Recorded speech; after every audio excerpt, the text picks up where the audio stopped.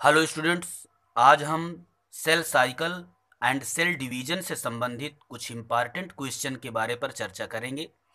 इसमें पहला क्वेश्चन है, डीएनए द्विगुणन होता है G1 प्रावस्था में, G2 प्रावस्था में, S प्रावस्था में या G0 प्रावस्था में।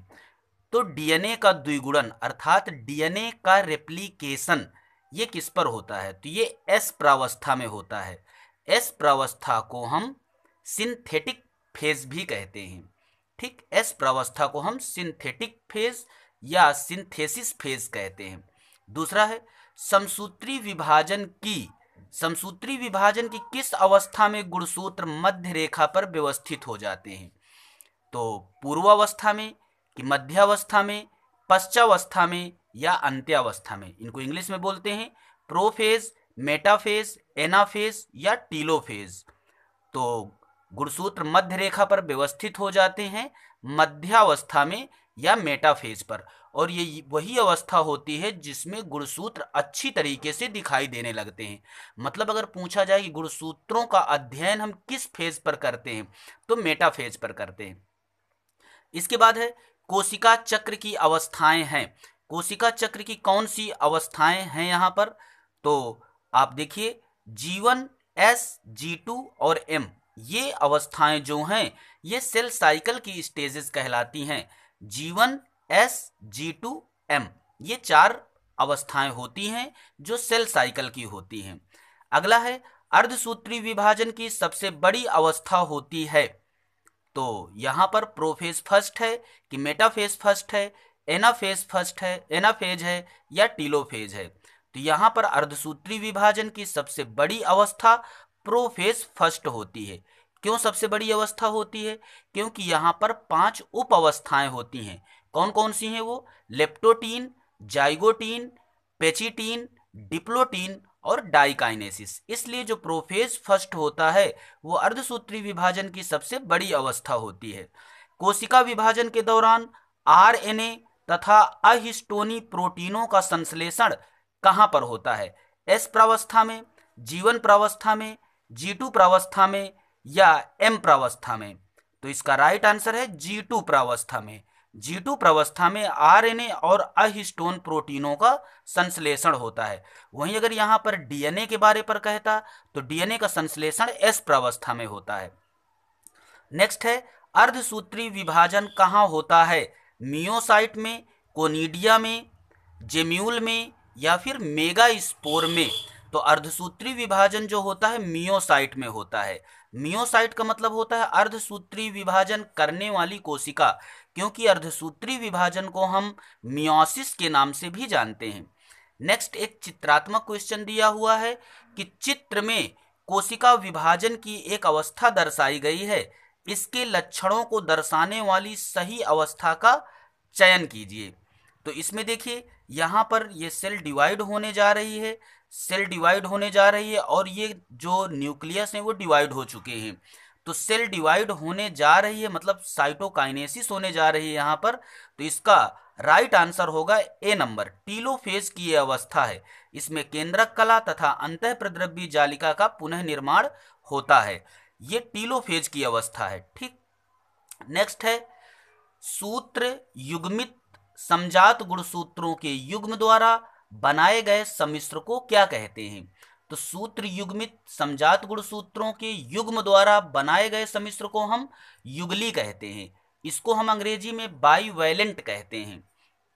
नेक्स्ट है, आवृत बीजी पादपों के क्रियात्मक गुरु बीजाणु में प्रारंभ में किस प्रकार का कोशिका विभाजन होता है? कोशिका द्रव्य विभाजन रहित होमोटाइप प्रकार का विभाजन इस पर होता है।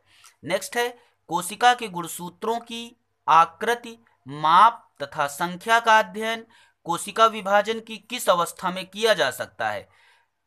ए है अंतरावस्था, बी है प्राक अवस्था, सी है मध्यावस्था, डी है अंत्यावस्था। तो हमने अभी पीछे बताया है मध्यावस्था। इस मध्यावस्था को हम मेटाफेज कहते हैं, और यहाँ पर गुणसूत्रों का हम अध्ययन करते हैं, मतलब गुणसूत्र ज्यादा साफ दिखाई देने लगते हैं।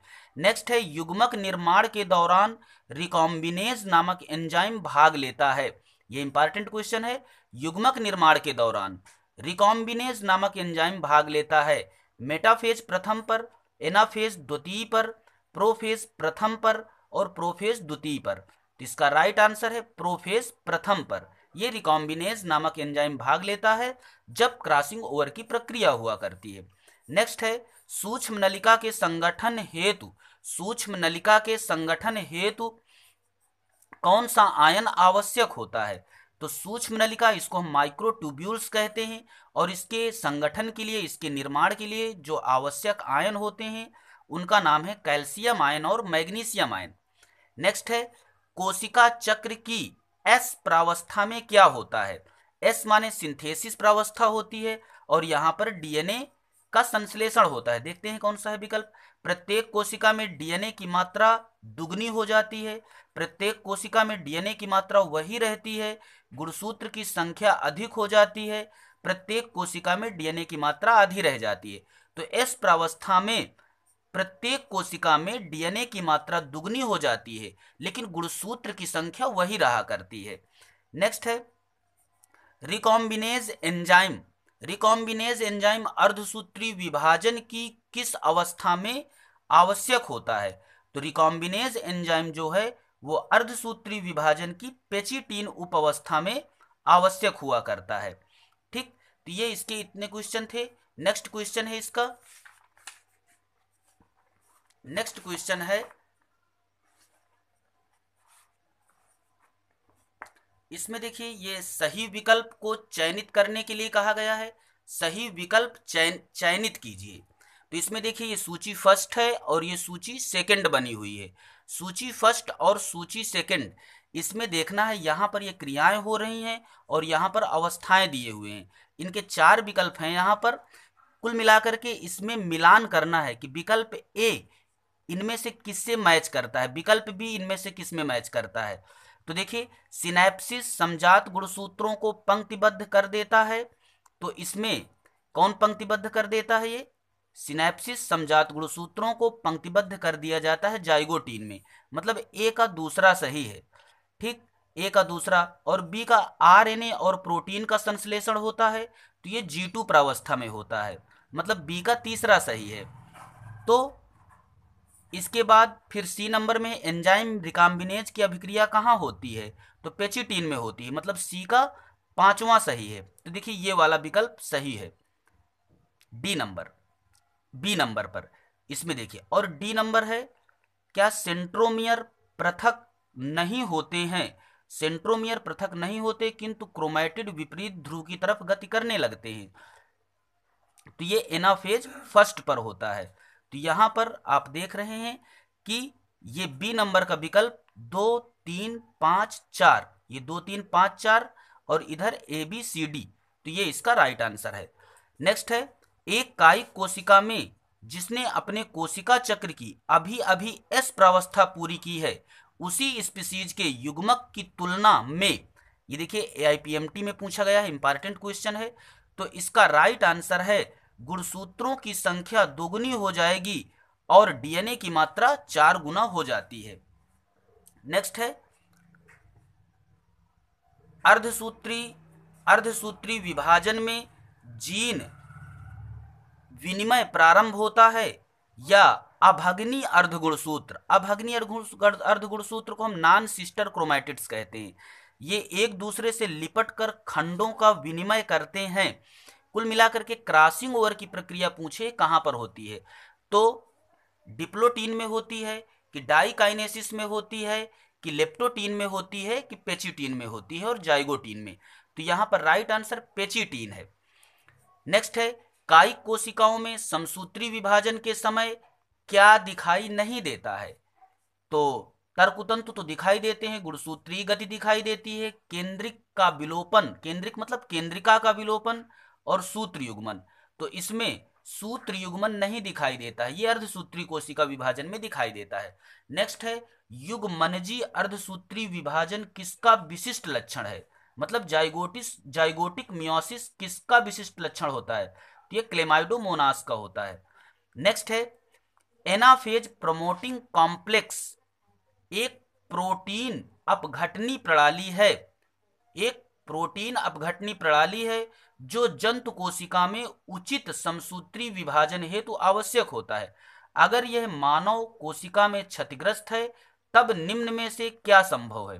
क्रोमोसोम का खंडन हो जाएगा, कि क्रोमोसोम का पृथक्करण नहीं होगा, या क्रोमोसोम की भुजाओं में पुनर्संयोजन होगा, या फिर क्रोमोसोम का संघनन नहीं होगा। तो इसमें क्रोमोसोम का पृथक्करण नहीं होगा, ये क्रोमोसोम का पृथक्करण नहीं होगा, ये इसका राइट आंसर है। नेक्स्ट है, निम्न में से कौन सा विकल्प समसूत्री विभाजन की घटनाओं का सही क्रम है? तो पहला है संघनन, केंद्रक कला का विलोपन, क्रॉसिंग ओवर। तो ये तो देखिए अर्धसूत्री का हो गया, क्रॉसिंग ओवर इसमें आ गई है। संघनन, केंद्रक कला विलोपन, मध्य रेखा पर व्यवस्थापन, सेंट्रोमियर का विभाजन, पृथक्करण, टीलोफेज, ये इसका राइट आंसर है। तो और ये इसके ये क्रॉसिंग ओवर है, क्रॉसिंग ओवर होने की वजह से ये अर्धसूत्री का है, और ये वाला भी,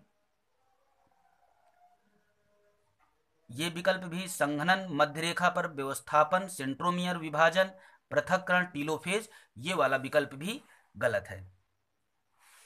तो इसका बी आंसर सही है। ठीक, इसके बाद अब ये समाप्त हुआ सेल डिवीजन और सेल साइकिल से संबंधित ये क्वेश्चन थे। संभवतः ये आपके समझ में आए होंगे। तो इसी प्रकार से वीडियो को देखते रहिए और अपने क्वेश्चन सॉल्व करिए। Thank you for watching.